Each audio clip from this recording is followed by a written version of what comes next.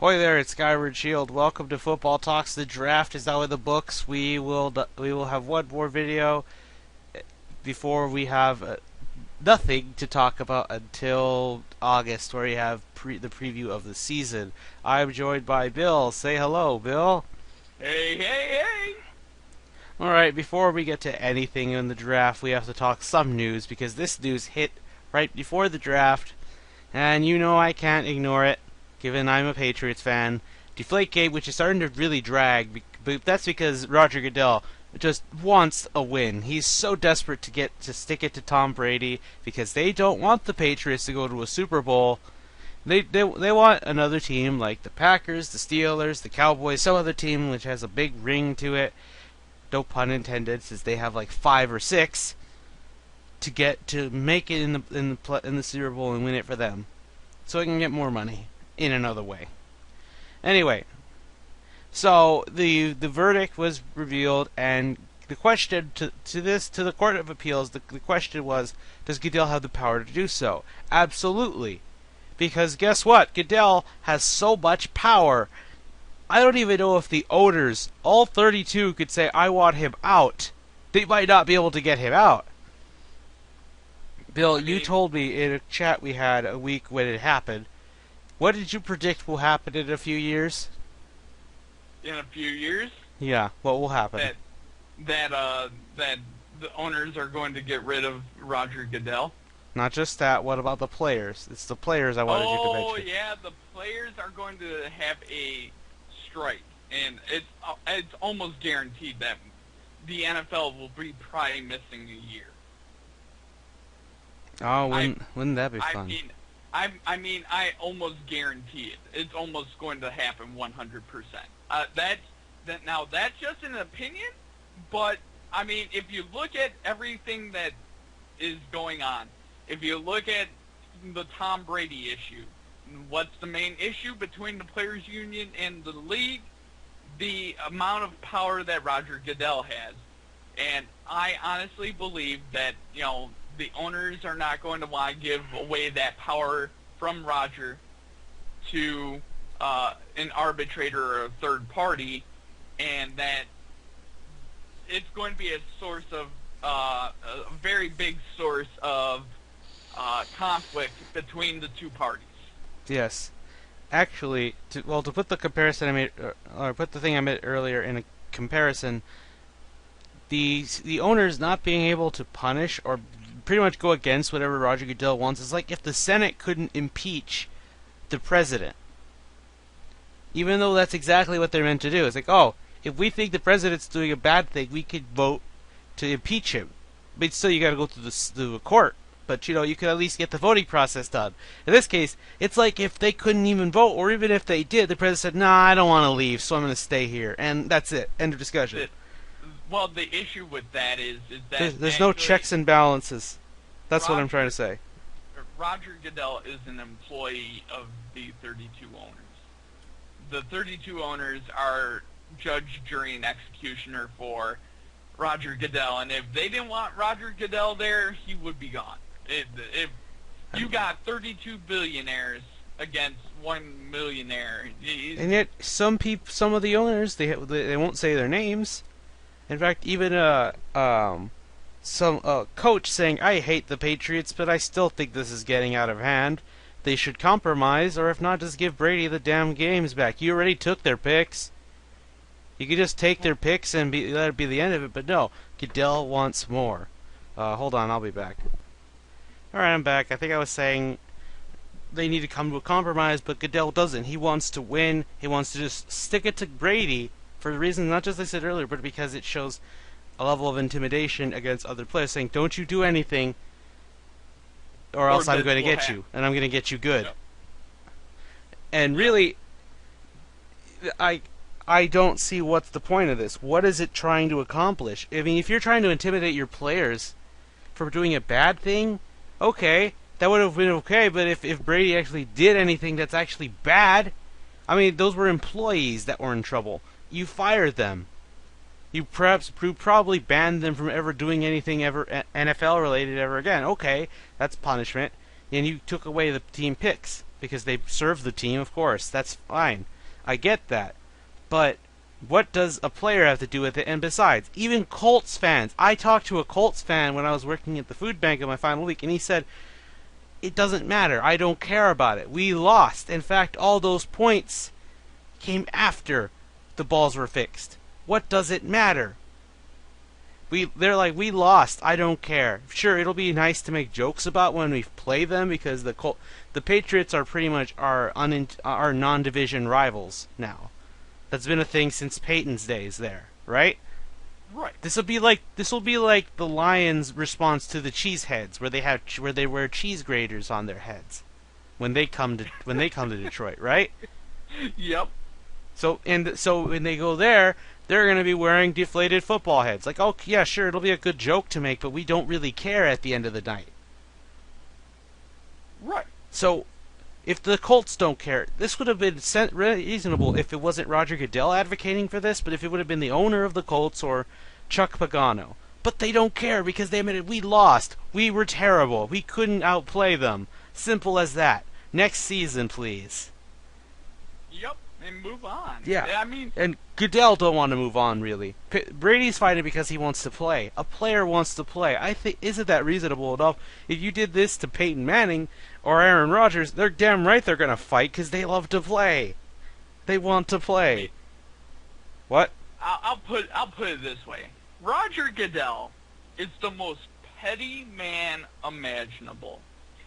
Get over it. You're doing more damage to your league than you're trying to save face for the league. Guess what?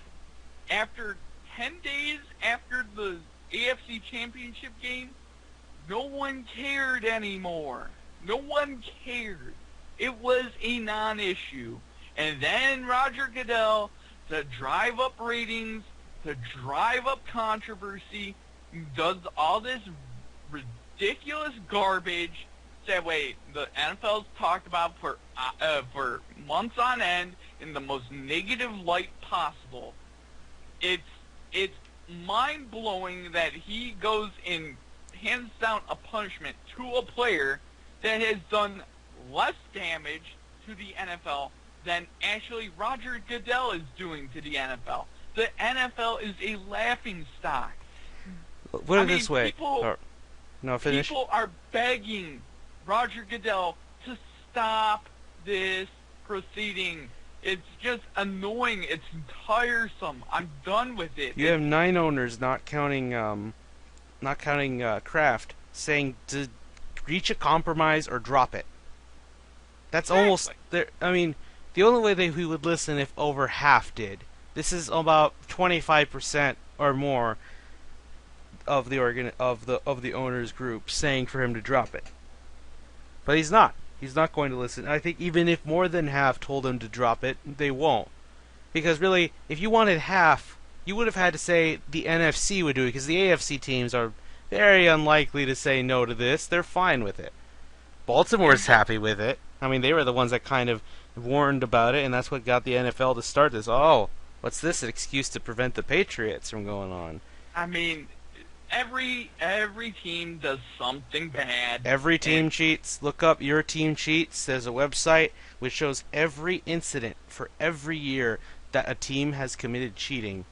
So if your team is not innocent, even like Bills Lions aren't innocent, the Cowboys are not innocent, even the Texans aren't innocent. And I know that. I know that. I'm fine with that. I get it.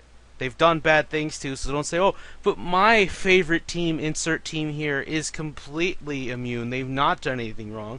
Oh, what's that? You think the Packers are fine? No, they did bad things too. The Colts are fine? No, they've done bad things too. Every team has done more than a handful of it, and you can check the website there. Look up Your Team Sheets. My team is a perfect little angel. Get over yourself. It's just crazy. That's crazy. Oh, the best one is to me when the St. Louis Cardinals said, "Oh, we didn't cheat. We didn't steal it and look into the Houston Astros playbook." My ass. Fuck you. I hope you lose all your games. Oh. Hey, remember, Bill, I like the Astros, so they cheated off of my team. And they actually did it. So I have every reason to be upset. But I think they got punished and that's fine by me. Oh, But yeah. anyway, all right. So my last thing in regards to this, before we start a transition to the draft, I will enjoy the day Goodell gets kicked out of the league. And when it does, I'm gonna say it right now. I'm gonna go find some good alcohol and drink it in celebration. I don't drink alcohol, quite frankly. I haven't even tasted any in my life, which is, for a 22-year-old, makes me sound like the most boring person in the world. And they might not be wrong there. But I will go find. I'm not gonna go get some cheap ass beer. I'm gonna find something good. I'll look into it when that time comes and drink it. Maybe in this podcast if it's during a football season. Maybe. Oh my God. I'll do it. I'll do it. Hopefully I have a webcam so I could show it off too. Oh my goodness. So yeah, you heard it here first. It could happen this year. It could happen 2 years or 5 years. Who knows? And I'll do it. But Right. anyway. So yeah, this fucker. I can't wait for him to go. Brady appeal, because this is just honestly all you need to do is show up. This guy has too much power. Oh yeah. But anyway, so in transition to the draft, let me mention one thing that interested me during the third round, I believe, in the draft. With the Patriots. Yep, the Patriots having their third round pick. They had a player come out. This guy, a former player. He snuck in a Tom Brady jersey, wore it over his suit. And here's the thing. This is still early enough in the draft where Roger Goodell will come out with each player before they make their selection. He didn't come out for this one. It was the guy who spoke for the second round that came out with the third round talking guy. I forget their names, so yeah, that's why I'm not saying their names. Anyway, so there's already an idea, because guess what? Goodell don't like Brady. Which is idiotic. Yeah. Next, he said, I forget the number pick. Let me. Who really remembers after 31 or 32? Who counts? Anyway, so in the third round, he said, my New England Patriots and Tom Brady select, and they chose a quarterback. Now we could talk about that, but that's maybe for later. Anyway, so I love how he stuck in. He's not going back to a draft ever again. Goodell's going to ban him from every single draft. Hell, he might not even let him be near a TV to watch it. That's how bad he's going to be pissed. So, that's not the interesting part. That's not just the only part. On the NFL site, I tried to watch this because I saw only not a camcorder bad quality, like someone had to record from a camera on their phone or something. So it wasn't good quality. So okay, we'll go to the NFL website, try to find a good quality video. I couldn't find one. For the whole night, after everything was done, they had videos for every single draft pick except that one. I'm like, I wonder what's going on. What's going on in the NFL headquarters? What are they being told by Goodell? Okay, so in the morning, I get up, I check it again. Oh, look, it's there. Let me go see it. Oh, they skipped after he was picked to where the pundits were weighing in on whether this was a good or bad pick for the Patriots, which, trying to decide what's a good or bad pick for the Patriots, no, don't try to predict how the Patriots predict or pick their picks. You're not going to get it right. Exactly. But anyway, so I found that to be a little funny for me because, Goodell or someone, I don't know who, I mean, let's not say it's Goodell, let's say he's the good owner, CEO, whatever the fuck his position is, commissioner. He's the good commissioner who does no wrong, thinks about the betterment of the league. He would not do this because someone just basically called him out. He wouldn't deny that. He'll take the criticism like an honest man. Right, Bill?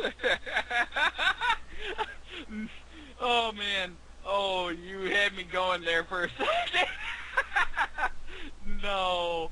Roger Goodell obviously had everything to do with that because he is the most, like I said, he's the most petty man alive. He can't allow that to occur. He should have just let it go because it's already on YouTube anyway. Once it's on the internet, you can't delete it. You cannot delete it. But Bill, all right, so I want to know. I have a comparison for him. Roger Goodell is if you were to put Ted Cruz in good power, in ownership of something.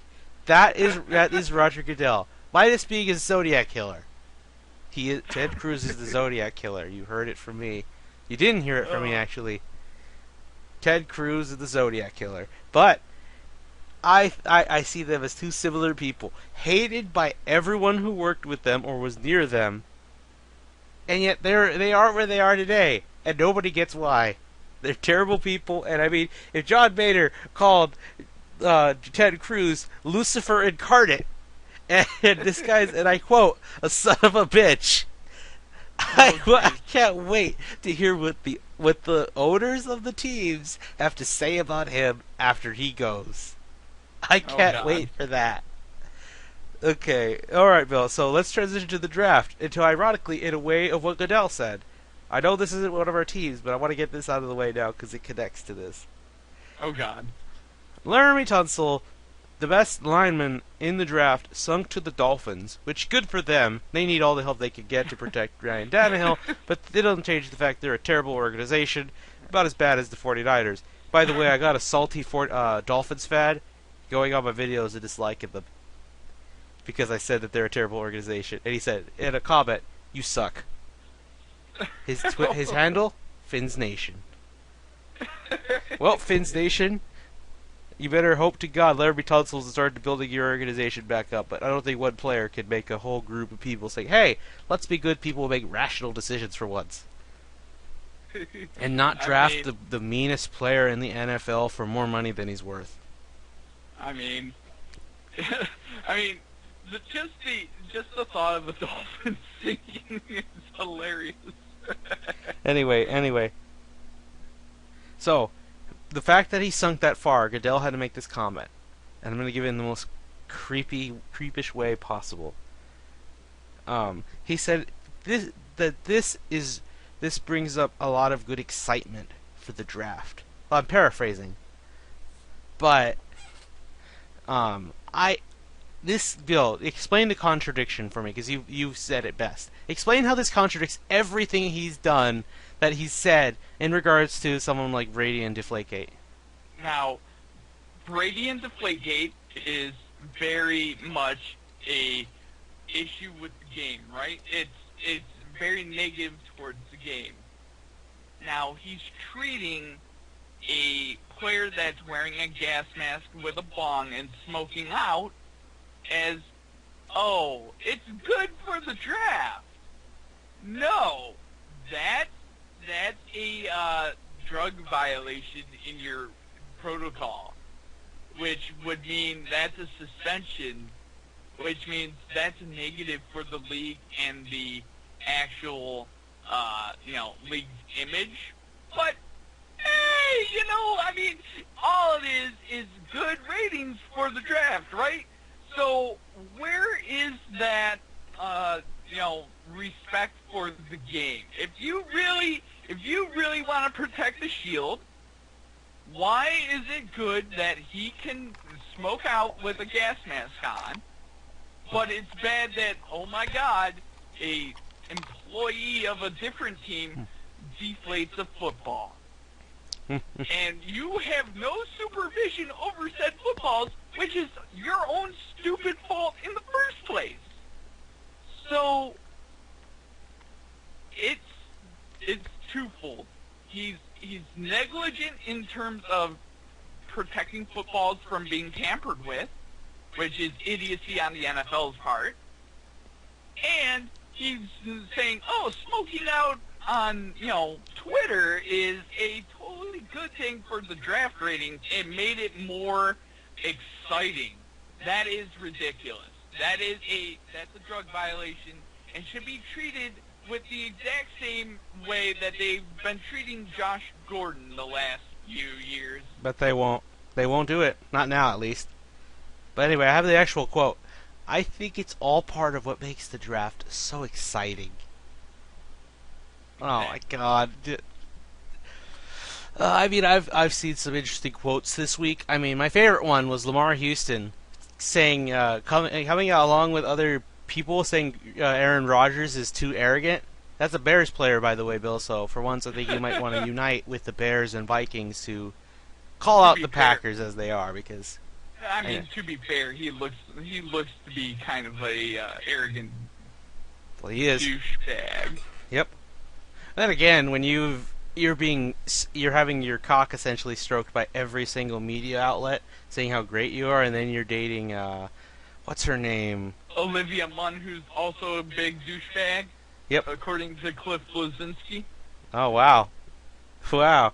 I remember her back under days at G4. It's amazing Yeah, how well, you ascend so everyone far. Everyone at G4 hated her. Haha. That's so surprising. Not really. It shouldn't be. But I still kind of am surprised. But then again, I don't remember much of G4 back in those days. They were good days though. But that's beside the point. Anyway, so yeah, I love how Goodell made himself an entire hypocrite right there. Oh, I think it makes it so exciting when a player when a player is violating their policy, like our policies, before he even gets drafted. Isn't that so exciting? It's super exciting. I can't wait till I suspend him. Oh wait, what's that? He's going to a bad team? Oh, it's okay. Oh, but if he went to a team like that was like the Patriots, or I don't know, I can't think of another team he don't like. It's like, what's that? Another team that hasn't won a Super Bowl in years? Yes, go ahead. I need you to win so that way I can get more money. Get more fans so I can get more money later. It all goes to me. Anyway, so enough of this. We can now move on so we can talk about the actual draft. Yep. Alright, Bill, we're going in draft order, so alright, my rants aren't done at all. They've only begun. Dallas. Dallas took Ezekiel Elliott, even though they had a chance to take Ramsey. Because guess who the Chargers took?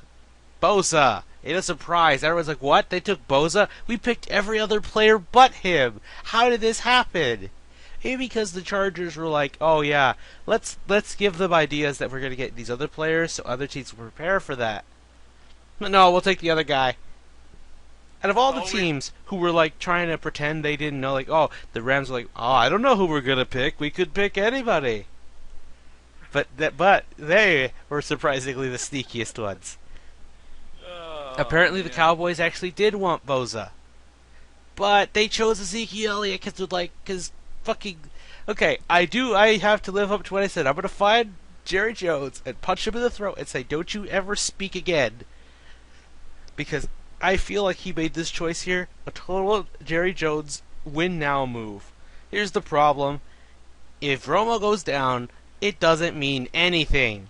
You need a good defense, and here's the excuse, because the people at ESPN and NFL media were already prepared for this argument, saying, "Oh, we get it. They need a good defense. We understand that. But did you know that when the Cowboys offense in 2014 was out there, the defense had to play less snaps, so they were less tired." Okay, that may be true when you're playing a shit team like the 2014 Washington football team, but what happens when you run into a good defense? Because guess what? Even if the Cowboys... Okay, let's play theory here and say the Cowboys do what they did. They recreate 2014. They make it the playoffs. They go at the 3rd or 4th seed or whatever. Okay, but guess what happens later? Sooner or later, you're going to run into a team that plays good defense. Bill, name me 3 good playoff teams that made the playoffs last year who have good defenses. 2 of them. Year, yeah, Carolina. Yeah. Arizona. And the other NFC West team. Former Super Bowl. Seattle. There you go. You're going to run into one of them, and they're going to spank you. Because guess what? To me, this is the matter. This is what was proposed during this past Super Bowl and 2 years ago. What happens when an unstoppable force beats an immovable object? The immovable object, in this case, will win, but what will happen to that offense? If the offense can't win the game, what I'm trying to say is the defense has to. But your defense is garbage, and your defense is going to get tired. If you at least drafted Jalen Ramsey, you would have had a good corner to help in the background, and he could play safety too. You would have had a starter-ready type of player on defense. Those are harder to get than a running back or a wide receiver, those can start much more easier than a defensive end, because a defensive end has much more to adapt to, and a quarterback, same thing. The defense has a lot more to take in than an offense. A running back, run, don't be afraid to do some moves, and you'll have a problem again if Romo falls. That team will lose all motivation. They aren't like Houston, where you could have 4 different quarterbacks and still go 9-7. They're not, because Dallas has this personality. Because each team has a personality, really. As a whole, the Cowboys have such a win-now attitude. If they lose anybody, their moral drops so hard to the ground, it's like a nosedive. It's so... As you saw in the last season, when Romo went down, that team was playing like not even a college team. To me, it felt like it was playing like a high school team. They were a 1-11 team without Tony Romo, and that defense, I've said it for 2 years, that defense is not built to be on the field. If they're on the field, they are going to lose. And here's the thing, DeMarcus Lawrence and Randy Gregory out with suspensions. Yep. You needed a defensive player. And what's that I hear you say? Josh, what about the second round?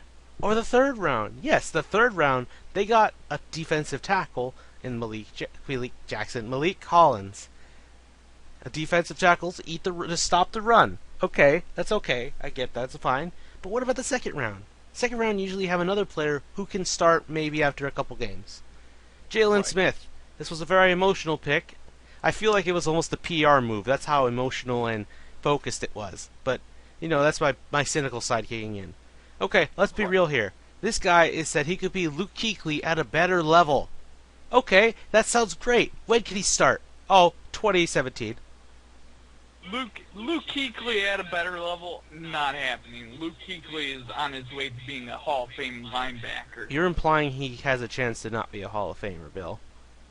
I'm implying that until he proves it, I think he's already going to prove it next season.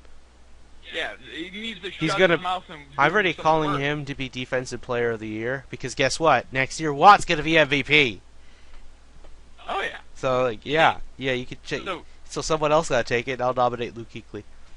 I'm not dissing Kuechly. I'm dissing the person that said that he's going to be the next Kuechly at a better level. That's just not going to happen. Oh, we'll see. Because here's the thing. This is an investment. He's not playing in 2016, so guess what? This was not to diss Jalen Smith. Next year is fine but we're not there yet. We have 2016 to think about. Okay, for once you're thinking long term, but here's the thing. If you're in such a win now mode, why are you doing this? Why are you thinking about next year if you want to win this year? Yeah, with that logic, I would have seen them take Miles Jack, actually. Yep.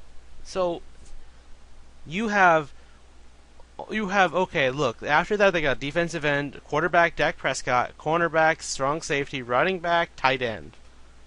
Okay, but only 2 to 4 players that are defensive could start now. Well, not start now, but they might play this season. But still, to me, the defense wasn't truly addressed. Of course, NFL says each of their issues were addressed: cornerback, quarterback, running back, defensive line, linebacker. Yeah, by that logic, yes, they have been addressed. But here's the thing: the linebacker will not be addressed till next year, so that's still technically an open. And really, I could have seen them taking Reggie Ragland instead of the Buffalo Bills. They could have taken that instead. Because they need inside linebackers. They already have Rolando McClain, and they have Sean Lee. Defensive line. You got a tackle, you need another defensive end. Running back, I still don't see why they need it when they've already had 3. Alfred Morris probably wants out now. He probably wants to be traded, and I don't blame him. Quarterback, Dak Prescott, I'm okay with that. I wish they got Cardell Jones, but the Buffalo Bills took him. So rest in peace, Cardell Jones' career as a football player. You have Rex Ryan as your coach, man. You're not gonna do it. Cornerback, 4th round cornerback. Sorry, Bill, but the feeling when the Cowboys addressed the quarterback need over the Lions. No offense.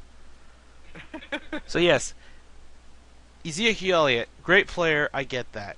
But you were already loaded on offense. Why do you need another one? Why do you need another offensive player? That's like saying you had 3 top-tier wide receivers for your starting jobs, and you still took another one in the first round anyway. What do you need him for? You already have weapons. They pulled off an Indianapolis Colts this year. And Indianapolis actually did a good job of the draft this year. I hate saying that, but they did. They didn't get much defense, but they focused on their line to make sure Andrew Luck is safe, because they want him to play at the level he's been playing before that train wreck of a season last year. Right.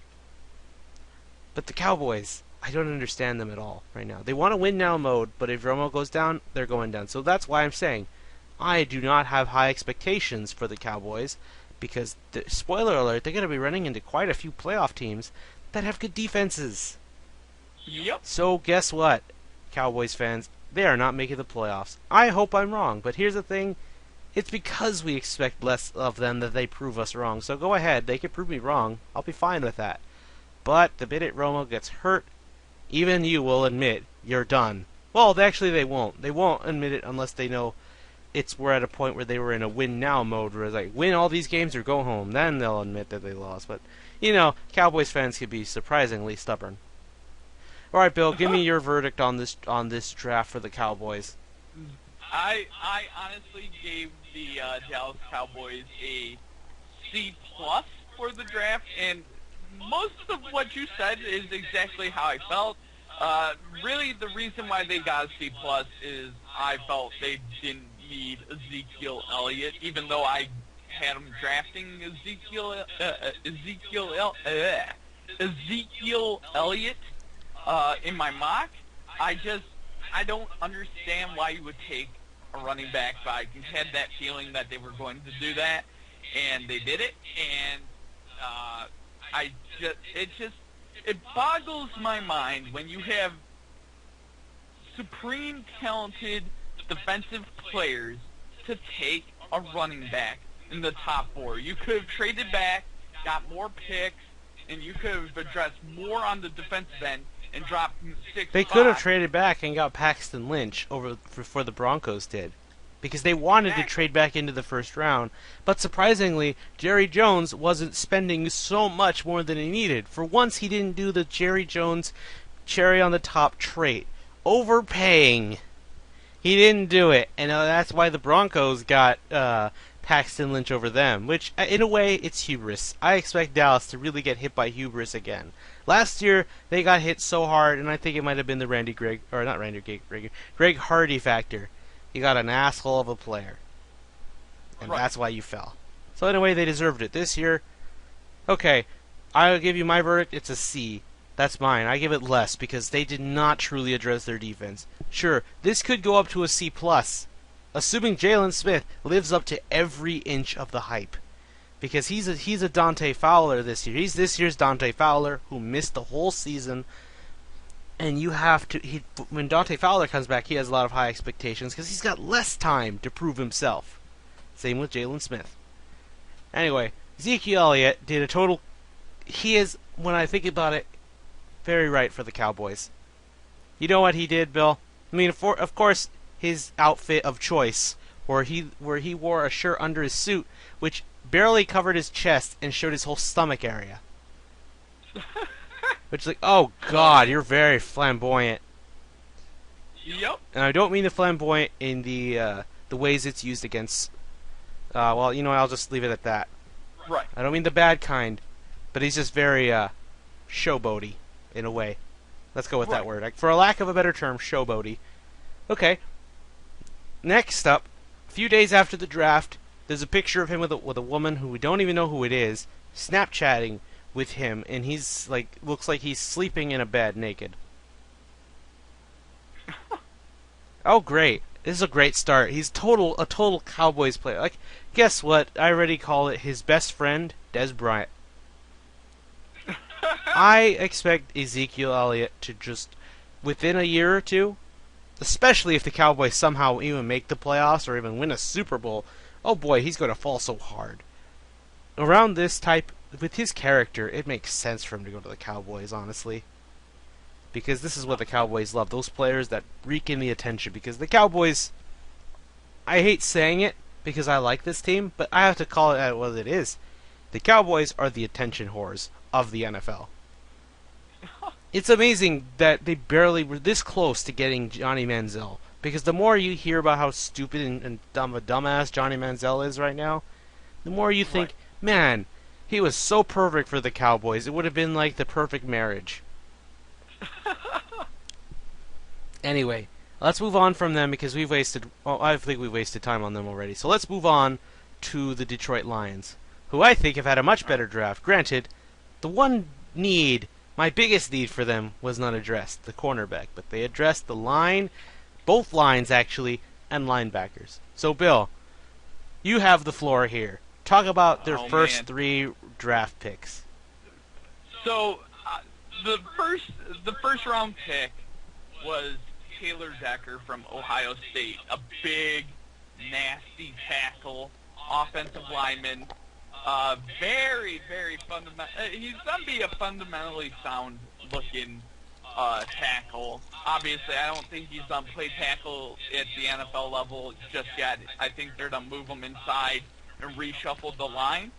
But he's a solid pick. He's a safe pick, and he's a solid pick.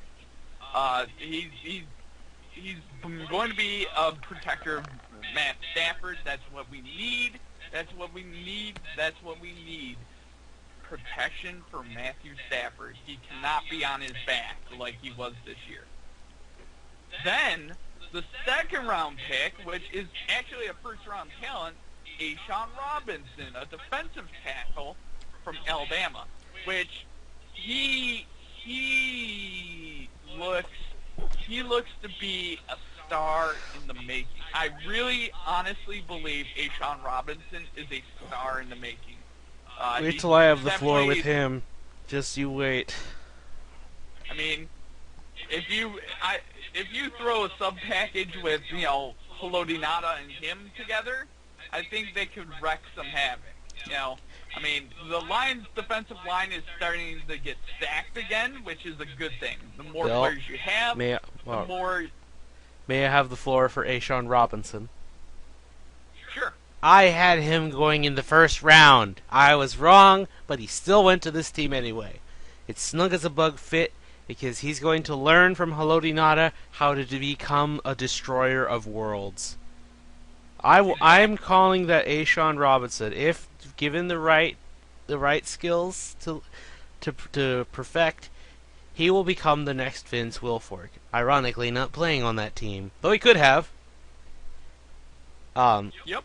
This guy, I mean, if you've seen Bill, you've seen Vince Wilfork play, where he will push a linebacker, or not a linebacker, an offensive tackle into a running back, and possibly into a quarterback at the same time, sacking all three. I've seen him sack 2 people at once. If you recall that infamous Washington football team and Houston Texans minicamp, where at the end they fought, before that, Vince Wilfork was eating Washington players. So that's what I see. When I see this kid play, I could see him do the exact same thing. Right, so exactly. This is a Bob Quinn move. He's seen Vince Wilfork. He's like, I want someone like that on my team. Yep. I mean, it's a very New England Patriots-esque pick. And well, a lot of them kind of are. Yes. I mean, here's the next pick. Graham Glasgow, a center from Michigan. Thank you, God, we actually drafted a center. Thank you. We're not going to have garbage at center anymore. Hopefully. You drafted Please, another Graham. Michigan player. That's the The Lions are the team that have drafted Michigan players the most, I believe. Please, Graham, please be a starter and be good. Oh my God. You actually got 2. You got a quarterback from there. Yep. That's a little later on. We got Jake Rudock in the 6th round, who is also a University of Michigan guy. And actually, having Glasgow and Rudock together and having a chemistry would be a little bit of a thing, but I have Glasgow this and feeling. No, Stafford. I have this feeling that if the Raiders didn't take Connor Cook, the Lions would have. I don't Maybe it's know. because this is from Michigan too. He was the backup to Connor Cook, right? What? Ruddock. No.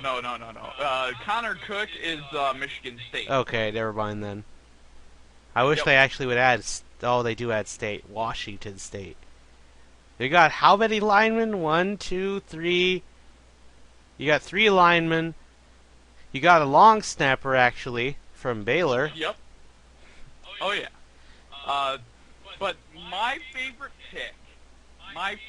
pick of the entire Lions draft is who is going to be probably one of my favorite players. I think is a absolute star in the making. Miles Kilbrew from Southern Utah, the muscle hamster. He is going to be a beast. He is going to be a beast. He is just built. He's all muscle, and he's a The great muscle safety. hamster. Yep. Did you make that nickname up? No, that's what they called him, the muscle hamster. Oh my. He's Oh he's god. a short safety that is all muscle. They call them the muscle hamster. The muscle hamster is going to be a beast. Miles Kilbrew is going to kill you, basically. I mean, that is his branding. I hope he turns into a Tyronn Lue, or Tyron. Why did I say Tyronn Lue? Tyrann Mathieu. Tyronn Lue is the head coach of the Cleveland Cavaliers. He is called an enforcer Yeah. for special Tyrann teams as Mathieu. well. Oh yeah. He's going to be a beast. All right, so in terms of But aside from Ashad Robinson, I like how they focused on the line. I still wish they could have gone for a corner. I would have liked it the third round they got a corner, but if fine it's a center, you need a center. They addressed the line so hard I could let it slide. Though at the very least, I wish they could have addressed this in free agency. I mean, I feel like what they're doing is letting their corners play and seeing what they got. I feel like they don't really know what they got, and you never know. They might have some. Quinn might actually look at this and be like, "Hey, this corner group's actually really good. No one's giving them any credit. Just let them play, and we'll show you." But the one pick that I do not agree with that the Lions picked, the running back, Dwayne Washington.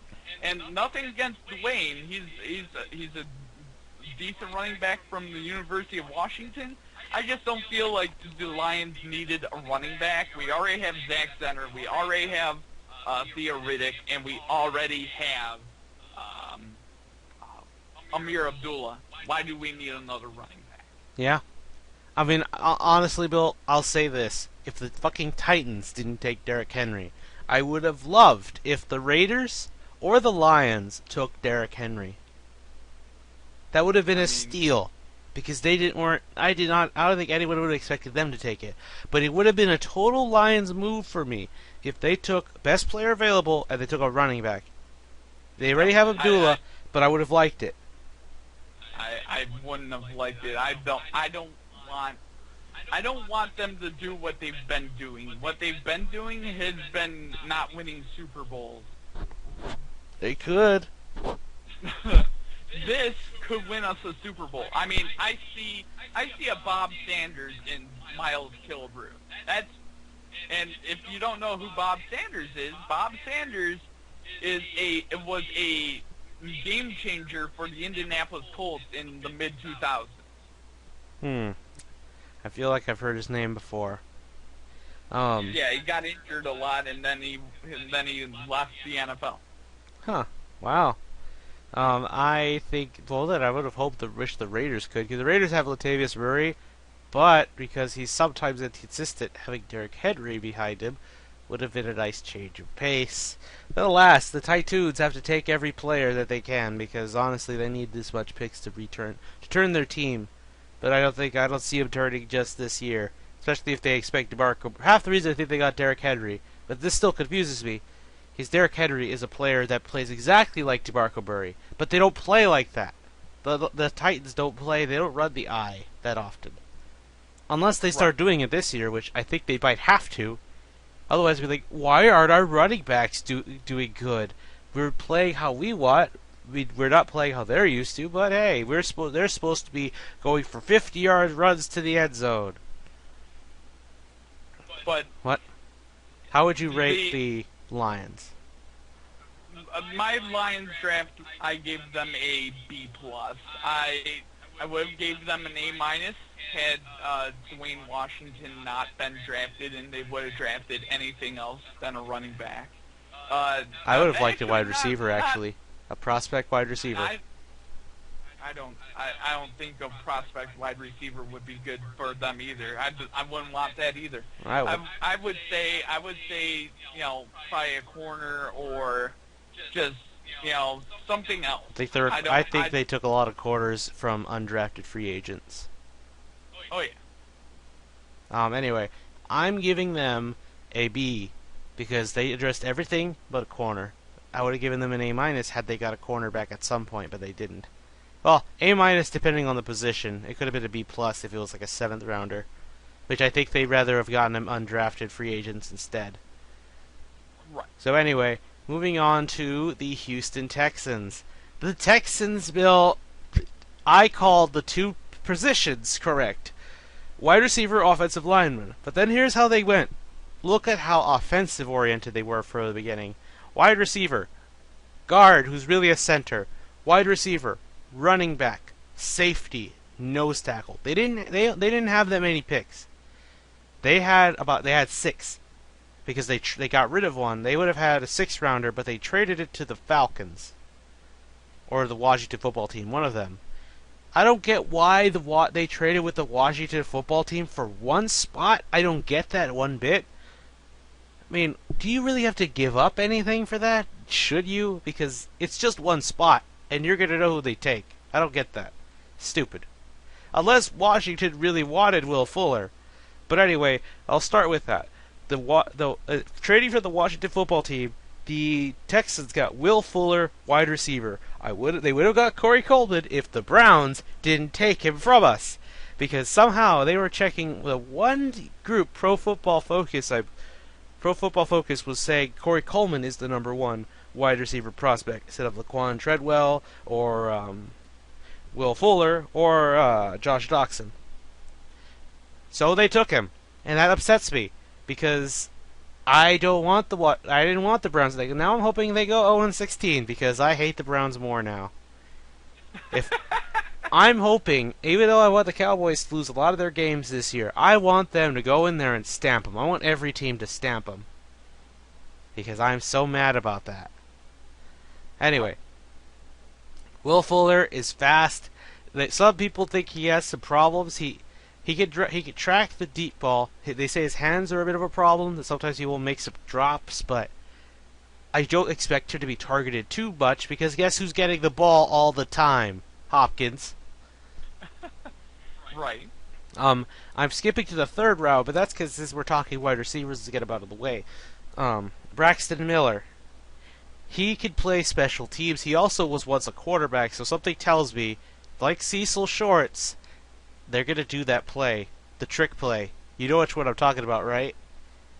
Oh, yeah. That's the Wildcat. The one where he'll catch it, he'll get it, and throw it to some other player to make a touchdown.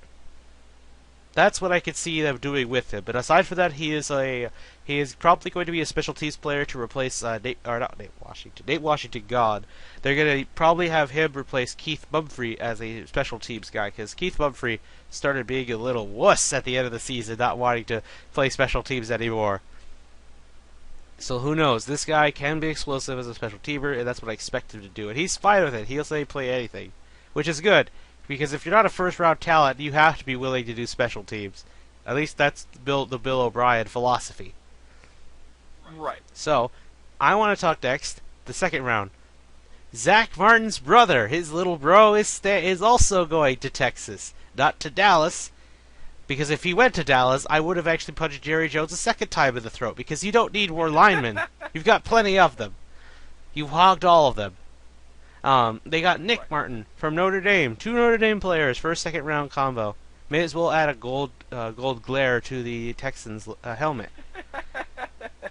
Anyway, so this guy, they got a quarterback at free agency. So and then you got Will Fuller. Now you need to protect Brock Osweiler. I think they went offense because of Brock Osweiler.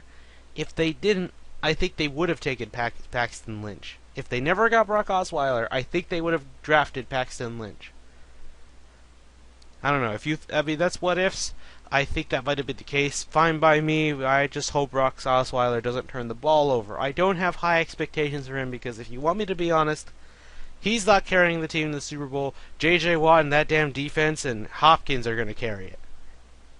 Oh, yeah. It's the team around him, and I think Bill O'Brien's aware of that. He doesn't want to make it look like, oh, it's all on Brock Osweiler because, spoiler alert, unless you're Tom Brady or Peyton Manning or Drew Brees, you're not carrying a team. You can't carry a team like that. Right. The 2000s era, I'm going to be honest with you, Bill, that is an above average decade where you saw a lot of top tier Hall of Fame quarterbacks at once. Usually, if I'm looking at the past, there was always a couple. There was always a very small handful, like less than a handful. Right. That you had. If you look at the 90s, there was Dan Marino, John Elway, and Troy Aikman. Brett Favre and Troy Aikman. 4. How many do you have in the 2010s or the 20s, the 2000s eras? You had Drew Brees, you had Brady. Peyton Manning, Brady, you had Aaron Rodgers, you had Tony Romo, Ben Roethlisberger. Ben Roethlisberger. There's one more I'm trying to think of. Joe Flacco. Though he really is a mid-tier. I don't know. He's really mid-tier. I wouldn't say Flacco. He's good in postseason. Eli Manning, though, I think he's losing it a lot faster than Peyton, if you ask me. But 2 rings, you can't deny it. You can't deny it. To be fair, I honestly believe if Eli were to play really well the last few years and not have as many interceptions as he's had throughout his entire career, he might make the Hall of Fame. Yep. Though, if he could make the playoffs 1 or 2 more times, he's getting in. I honestly don't know if that's the case. And Phillip Rivers. Can't forget him. I mean, he's a good player, but his team just sucks, Bill. You know, he has never really had a good supporting cast aside from what? I always look at my Hall of Fame players as great players. If I say good, then they're not getting in. If they're great, then they're getting in. And I mean, Brady's great, Manning's great, Aaron Rodgers, as much as it pains me to say, is great. Oh, you know, he carried a bad team to overtime against the Cardinals, and that was enough for me to say, yep, I can't deny it. Though I still hate him. They'll still shame him any chance I get. So you have plenty. Whereas in the last one, you had I say we have double the amount of people in 2010s alone. And if you're counting the late 2010 or late not 2010s in the 2000s alone, late 2000s, early 2000s, then we could start adding Stafford, Luck, and Russell Wilson. I already say Russell Wilson will be a Hall of Famer because he's going to win them another Super Bowl. He's going to win them one more. I don't know when, but it's coming. Right. And maybe Cam Newton. Maybe Cam if he could do that shit again. Maybe. I need to see more because it took 2 or 3 times for Russell Wilson to do it. But so yeah, you're seeing an above average amount in the 2000s era compared to pre-2000s, the last century. Right. So I think now you're going to slowly see a team or teams where they built players around the quarterback to make it good on both sides of the ball. Well, except Dallas, because Dallas don't care about defense. I had the Colts and the Packers. All offensive-oriented teams. That's all they care about. Anyway, so I like that they got Nick Martin. I think he's going to be a great fit, though he is listed as a guard, a right guard. He's going to compete with Tony Bergstrom for center, and I think he'll win. He's a good center. He's just got his problems with his feet. He doesn't move around as much to protect the quarterback, but I think he'll learn that as he goes along. I like that, though I will say I do question the Tyler Ervin thing. I wish they didn't get a running back. I kind of wish they got a defensive end, because I wanted them to get a defensive end at around third or fourth round as a prospect. They did get a nose tackle, DJ Reader at their final pick, to basically learn from Vince Wilfork. Same how the Haloti Ngata Ashawn Robinson thing.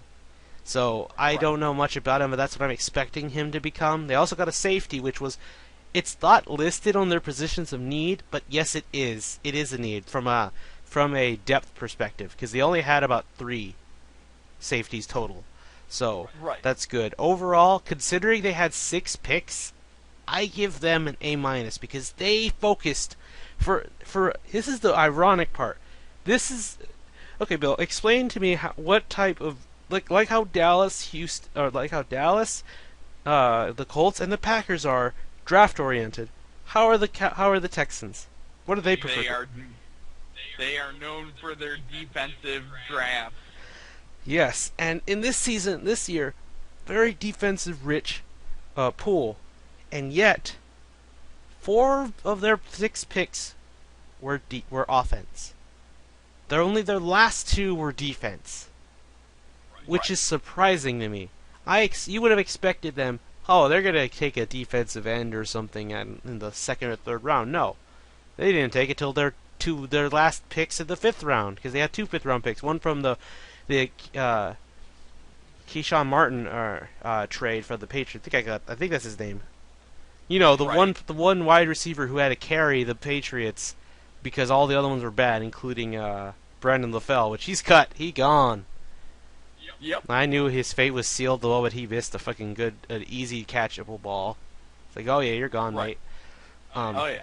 Anyway, how do you grade the Texans? Actually, do you have any thoughts you'd like to share on the Texans? To be fair, I didn't really follow their draft, but based off of their needs and how you spoke about them, I'm going to assign them a B+. Obviously, you know, they did what they needed to do in this draft, and that was draft offensive players, and they did that. There's only one they didn't get, though, and that's why I questioned the Tyler Ervin. If they got a 4th-round tight end, I would have given them an A, a solid A, because they did get the tight end, and I think that could haunt them, because here's their tight end list. C.J. Fedorowicz, who is garbage, in my opinion. Bill, you have your center from the Lions, the 016 era. This is my guy. This is my version of him. He is terrible. He only caught 1 touchdown, I believe, in his whole career with the Texans. And and your other one is Griffin, who is good, but he's been injured a couple times, and he needs another player to go when he's not playing. So they missed the chance on that. I believe they do have a tight end, but he was on injured reserve. I'm not sure. Because I remember one player getting injured on Hard Knocks for the whole season. Not Foster. Right. So I'm hoping they trust their tight ends enough. I'm hoping they get some in the undrafted side and one of them could develop. But until then, that's the only position of worry for me. But with all the wide receiver help they got, I think they can maybe squeeze away with it for now.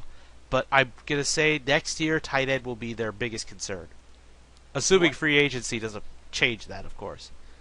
Anyway, so other drafts you wanted to speak about, because Bill, I mean, the fucking Jaguars got 2 of the best players in the draft. Jalen Ramsey, who I'm going to be upset about. I would have preferred he went to Baltimore, because at least I don't play Baltimore every year. Right. And then they got Miles Jack, who could be a Pro Bowler for 10 years. Or he could get injured and never play again.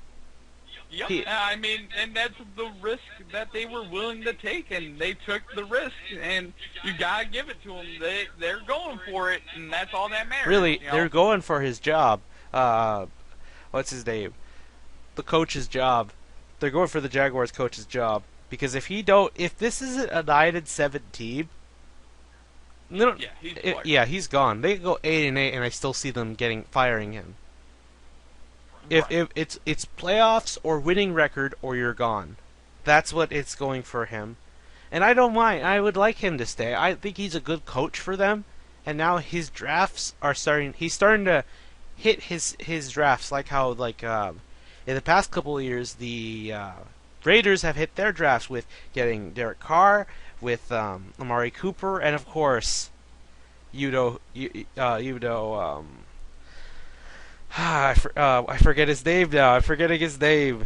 You know who I'm talking about, Bill. They're Yeah, I'm forgetting his name now as well.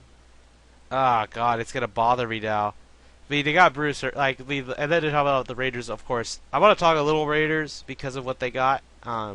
They had the Bruce Irvin. They got. I think if they didn't take this guy, there could have been a chance the Lions would have, because they needed safety help too. Carl Joseph. This guy is called a poor man's Earl Thomas, and some say he's like, ironically, Bob Sanders. So, I mean, that could be a good or bad thing, Bill, however you interpret it, since he got injured a lot. Right. I mean, it could be a good pick. Could it? I mean, I didn't really watch the first 2 rounds. I more watched the last day. No, I was gonna say, I think they focused on everything except for the corner as well, like the Lions. But I think it's because they lost all the ones they could have taken are gone, and they were the ones that got Connor Cook. So I'm like, well, why did they take him? They already have what? He's going to be a trading chip in a year. Probably. Khalil Mack. That's his name. Big Mac Attack, because that's what I called him. I called him Big Mac Attack. Yep. I forgot his first name, Khalil Mack Attack. I'm pretty sure he's considered a high-quality player. I'm going to say he'll be an elite player soon by the end of this year. Because if it's not Luke Kuechly that'll be Defensive Player of the Year, it's going to be him. Yeah. Because Khalil Mack is going to make so many quarterbacks his bitch. He's going to sack... He might get... I'm going to call that he'll get like 12, 15 sacks, maybe more. Depending on if he plays enough scrub teams. Right. But anyway, so Bill, who else would you mention? The Titans, they've done well because they drafted so many players. Same with the Browns, and they still have a lot of picks in the next season. What? Yep. I mean, my real pick is really a history pick, and the team that picked him was the Minnesota Vikings, is a German-born player that never played a down of college football in America. He played all of his football in Europe, and he's the first European purebred player to be picked in America, and he went to the Minnesota Vikings in, I think, the 6th round. Yes, or 5th. He's a wide receiver. Yep. Ironically, the player he saw that inspired him was Adrian Peterson. Now he's going to play with him for a year or two. Yep. And I'm like, okay, Vikings, don't become the Spurs. We already have the Spurs, and I don't want to talk about that last game, Bill. That pissed me off. So many calls you could have put in the last 2 minutes. Right. So that's good history on them, but don't become the Spurs. We already have the Spurs. But I'm gonna. I want to get your thoughts on the QBs. We have to talk Wentz and Goff before we talk about the last thing on our list, and then we're done. Right. Okay, Bill. Who do you think won a little better, the Rams or the Eagles, in terms of their quarterback choice? Who's a better quarterback? Who's For going their to be a better team, quarterback? who's going to carry their team much better in the long run? In the long run, it's Carson Wentz. Really? Because I think both teams are at around the same... No, they're not at the same level of talent. I was going to say that, but I think about it. No, because the Eagles' only bit of defense is Fletcher Cox. And at least on the other side, with the Rams, you at least have a good defense. Right. The Rams are in a Houston Texans situation right now, where they've never had a quarterback, and they've had a good defense.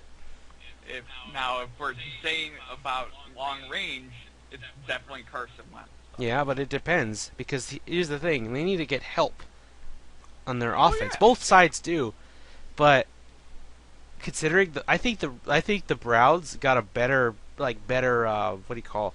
They got more picks out of the Eagles than I think the Titans got out of the Rams.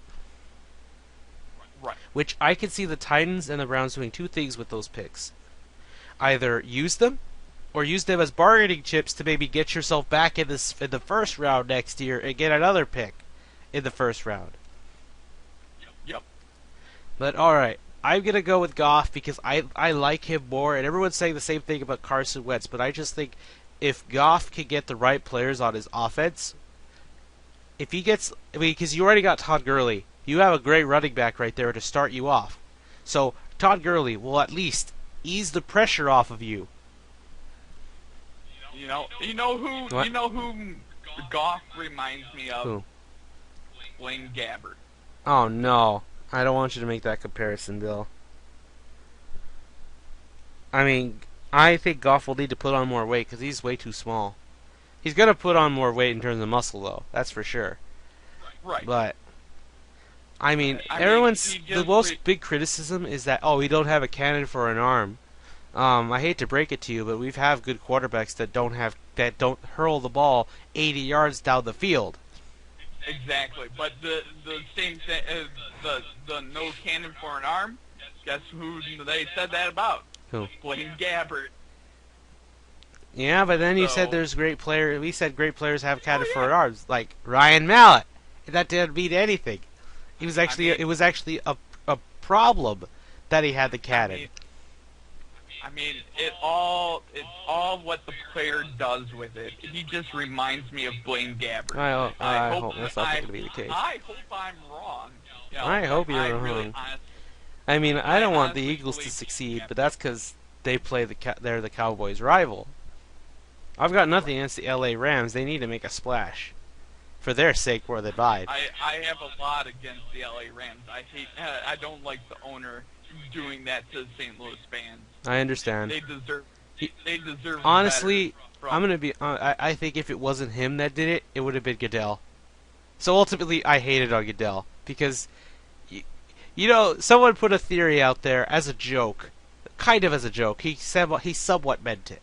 What if the Titans were kind of persuaded to give the first round pick to the LA Rams because, like, hey, we need LA to make a splash. You see? So they're going to give you all these picks. You can have a chance to save yourself too. But we want you do whatever you can to let the Rams get the first round pick so they get a quarterback and be successful in LA. Because they want LA's market to thrive. If they fail, everything's going to... Then you have two cities pissed off. You know? I mean, Maybe I'm sounding a little like a conspiracy. I can already see the NFL elite players coming, or not players, workers, to try and flag this video and take it down. But it goes up. But, I mean, would that not surprise you, Bill? First, they make him come over to LA without any consent from St. Louis. And then you tell them, and then you make them have the first round pick, so that way they get a quarterback. Hopefully he will be a stud, and take them to the playoffs and have this city really riled up. I really honestly don't know how to answer that. So, all I know is what happened. It happened, and it shouldn't have happened to the city of St. Louis. Period. If you say so. All right, Bill. Let's get the one last thing out of the way. We're done. Here's we're already going to make, just for now, our predictions for who will be the 6 teams on each side that'll go to the playoffs. All right, Bill, we're going to start AFC. Would you like to go first, or should I? I think I'd rather you go first. But I think I should go first, and I'll go with... All right, I'm going to start with the AFC East, and that is the New England Patriots, again. Then the AFC North is going to be the Cincinnati Bengals. The AFC South is going to be the Indianapolis Colts. The AFC West is going to be the Oakland Raiders. Wild card number 1 is going to be the Houston Texans. And wild card 2 is going to be the Pittsburgh Steelers. All right.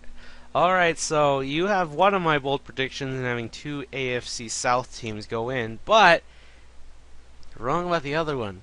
You're going to love this one. I have the NFC or AFC East, the Patriots, the West. By the way, these are kind of how I'm saying them will kind of be in their seed order, so 1 through 6 essentially. Right. Patriots, Chiefs, the Steelers, Pittsburgh Steelers, and then the Texans. The wild card teams, the Oakland Raiders will be going to the Pittsburgh Steelers, and the Colts are going to Houston. What do you notice there, Bill? A tradition's going to be broken. And that is? There's always been 2 or 3 AFC North teams going in the playoffs. Not this year. It's only going to be one. Because guess what? The AFC West will have 2 good teams, if not 3, assuming Denver can actually do something good on offense. But I don't think that'll happen this year. So for now, you're going to have the Chiefs and the Raiders go in the playoffs. And I'm going to be honest, the Raiders could easily win that division. They can too. The Raiders and the Chiefs are going to go down to the end. That's how it's going to be. So it could be Chiefs going to Pittsburgh instead, but we'll see about that. Anyway, so we have the NFC side next, and let's hear your thoughts on that. All right. So the NFC East is going to be the New York Giants. The North is going to be the Lions. The South is going to be Carolina. The West is going to be Arizona. The first wild card is going to be Seattle. And the second wild card is going to be Green Bay. All right. So in orders 1 through 6, I will have the Arizona Cardinals. Once again, now they're back where they should have been at number 1. Number 2, the Carolina Panthers, trying to repeat and go back to the Super Bowl. Number 3, the Lions. I honestly could see this being a 3-way tie to the very end, but you know which game's going to decide it, Bill. Week 17. We haven't talked schedules in detail yet, but Bill, final game at home against Green Bay. You couldn't have asked for a better end scenario, right? Right. So, number 4, the Washington football team. The NFC East is such a toss-up at this point. I just picked them to be somewhat my safe bet. It could very well change depending on how things go. Number 5, the wild card teams now. The Packers and the Vikings. You heard me right. 3 NFC North teams are going to the playoffs because they're going to feed off the horrible NFC East and the rising AFC South. And really, I can't see a better scenario for the AFC North and for the Packers especially. If they want a chance at the first seed, they have it. They have it right now. And that's what I'm afraid of. I don't want the Packers to be the number 1 seed. You don't want to go through Green Bay in the playoffs. Right. Anyway, what do you think, Bill? How do you like that? That means the Lions can easily get in no matter what. Right. I mean, I see that happening. I could see that happening. So, all right. I think we've got everything said and done. What about you? Anything else you'd like to add, Bill? I think I'm good. I think I said everything I needed to. All right then. We won't be having a video about this for a while, at least until mid-August when football season is just around the corner. It's already May, Bill. So we have about 3.5 months until there, right? Right. So, yeah, we will see you guys in mid-August where we will preview the 2016-2017 season. We will see you then. Oh, man.